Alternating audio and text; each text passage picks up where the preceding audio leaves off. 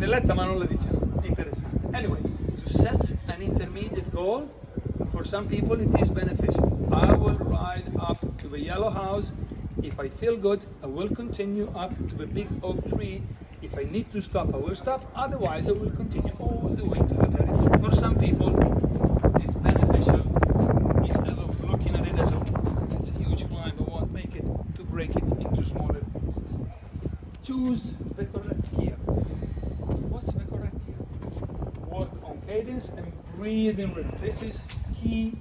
This is key. In my experience, the more I practice, the more I help people.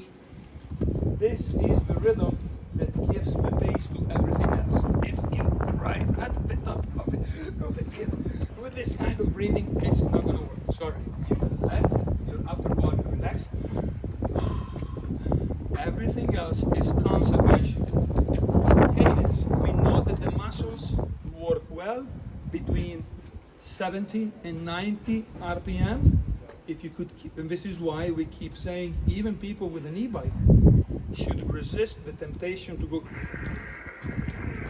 If you want your legs to become more efficient, give them that pace. Thump, thump, thump, thump, thump, thump, thump. Of course, it depends on the grade of the climb. But if you work on that, your muscles will be very efficient in delivering the oxygen to the fiber, to the muscular fibers, inside which you have those little cells that do provide oxygen for the oxidation of your fuel.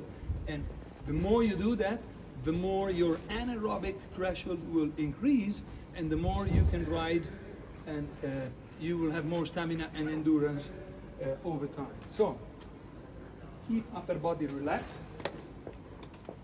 arms open and head up. Sit down, look ahead, don't get to the top of the climb like that once again.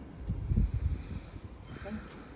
Avoid overheating. If it's hot, stop in the shade and cool down. You have 2 water bottles. One of those should be without the electrolytes because they're sticky. So water only, and reduce the temperature. Yesterday was very hot, and sometimes I had to cool myself down. Very important, work on stroke effectiveness. Push forward and pull back up. If you could somehow engage your extensors and your flexors, hip flexors and hamstrings, that is very beneficial. Imagine your feet drawing 2 circles. At any point of the circle, there is some torque on the pedal, either by pushing or pulling. And if you visualize that, it works, believe me. So, sitting, slide back on the saddle, hands on upper part of the handlebar, concentrate on pushing forward and pulling back, and breathing rhythm. Those things have to go together. Sometimes, 15 minutes of climbing, there's not much else you can do. Concentrate on those things. It will help. Then, when they incline, it's steep, or when you need your back, your thighs, and your calves to have a different angle, and that's when you want to stand. Sometimes it's that steep that you can't just sit and push, so you stand. And when you stand,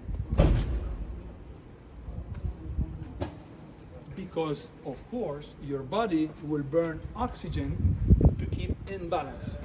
So if you find the right spot, it will be more cost in terms of oxygen, but still beneficial. If you're leaning too much, your back muscles will have to keep your back up. So you gotta find the sweet spot, which is usually when the tip of the saddle, it's very near your butt.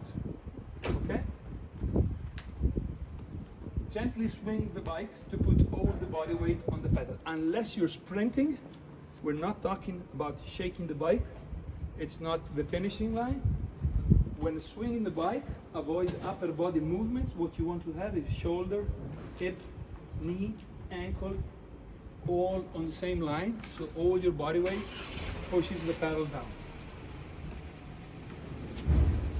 The French say "en danseuse." You dance with your bicycle, okay?